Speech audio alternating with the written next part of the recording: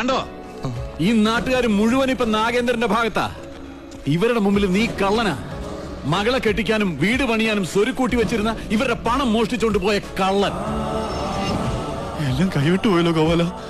ഇനി എന്ത് ചെയ്യും? സത്യം അറിയാവുന്ന ഒരേ ഒരാൾ ഉണ്ണിത്താൻ മാത്രമേ ഉള്ളൂ. ഇനി ഉണ്ണിത്താൻ സംസാരിക്കണം. ഇനി നീ എന്തൊക്കെ വിളിച്ചു പറഞ്ഞാലും ഇവരാരും വിശ്വസിക്കില്ല.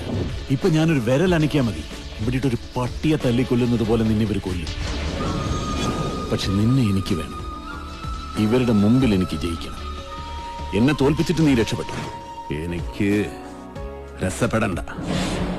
ഇവർ മുന്നിൽ വെച്ച് നിനകൊന്നാ മതി.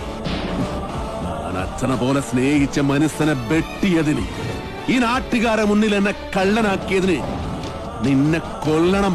നായിന്റെ പട്ടി മോനെ. വേണ്ട,